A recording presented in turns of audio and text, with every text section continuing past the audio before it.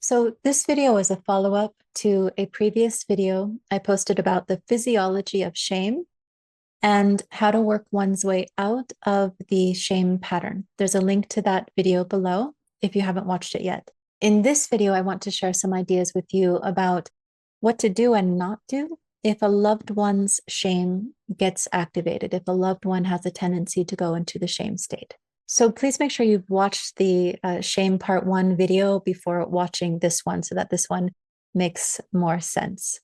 As always, if you enjoy this video, please be sure to like and subscribe below. That way you'll be notified when I post new ones, and it also helps me reach more people with these teachings. So if someone close to you has a tendency towards shame, you first need to know what your boundaries are and what you are and aren't capable of in terms of holding space.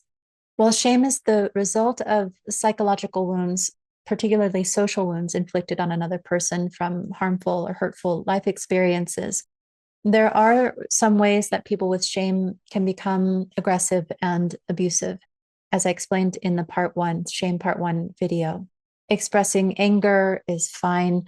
We do need to cultivate a healthier relationship to anger, in my opinion, but aggression and abuse should not be tolerated at all. You're not obliged to stick around for that. And it's really important to have clear boundaries about that. Aggression or abuse would include name calling, sarcasm, following you and not letting you take a break from the conversation if it's not feeling healthy. If you've said you need to take a break, slamming doors, and anything at all physical, to name just a few examples. So know your boundaries and know your capacity, and only do what is within your capacity of what I will be suggesting here. This is really important. As is true with any of our wounding, once it's in us, it's our responsibility to heal. Others can help us. You can help others, but it's ultimately our own responsibility to heal our own wounds. It's not someone else's responsibility. So having said that, if you want to support someone who's working through shame, you want to first learn to recognize the signs of shame and then the trajectory, the pattern that unfolds around shame. You can see the signs of shame in a person's body language. Again, their shoulders will slouch forward. There's a sinking in. They're trying to shrink into the body and hide at first. The eyes usually turn down, and so does the head. You may sense that they are dissociating and not really listening to you anymore. Now, while in the shame state or going into the shame state, a person's nervous system will likely look to stabilize itself and will often do that by glancing at your eyes. And if they do, try your best to hold that gaze. And if possible, let them know with words that you're there, you're not going anywhere. Because the underlying fear in the shame state is abandonment and rejection, this can really help alleviate, diminish that fear, and mitigate the shame response. Now, at the same time, you want to keep in mind that studies have shown that for a person in the shame state, if the other person is extra friendly, it actually provokes more terror. It lights up the fear centers in their brain even more. This is very counterintuitive, I know, but if it's within your capacity and you want to support someone who has a tendency to go into shame, then you'll ideally want to walk that rather fine line between being fully present and supportive, but not overly friendly or coddling. Perhaps while your friend or this other person is not in a shame state, you can ask in advance what kind of touch, if any, would feel the most grounding and supportive to them.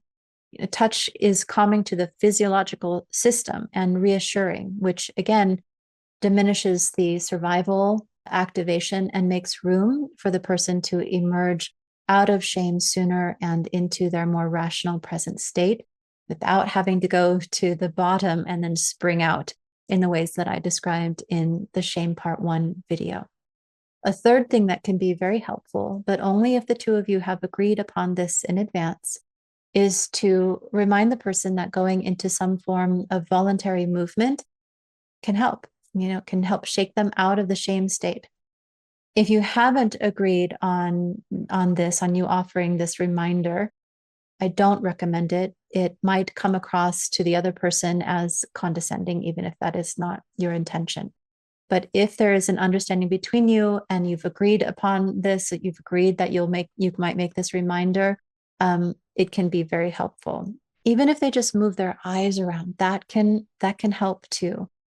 This activates the sympathetic system, any movement does, and draws the body out of the deeply parasympathetic shame state. Also, keep in mind that when someone is activated in their shame, their underlying need and impulse is going to be to run. Understandably, you might want them to stay and talk things out, talk things through, but that is likely to be counterproductive at best. A healthy compromise in this case can be to let the person go, let them navigate their way out of the shutdown state, but with a commitment to return to the conversation at a later time. Maybe you can agree upon that time, maybe it's not possible, but see if you can work on making those compromises. And lastly, understand that shame is a social emotion and a social wound, which means the healing of shame, the medicine for shame, is not only developing self-love and self-compassion, even though those are essential parts of the healing of shame, but learning to feel safe in connection with another is also an important remedy to shame. And the best way for a person to regulate after shame and to heal from shame is with another person. But as you can see, fulfilling that role, it's not easy. So again, know what you are and aren't capable of. Have your boundaries and be as encouraging as you can for the person with the shame wound to work with a professional who knows how to be with their shame without judging it and who has the capacity to navigate it while staying boundaried and regulated.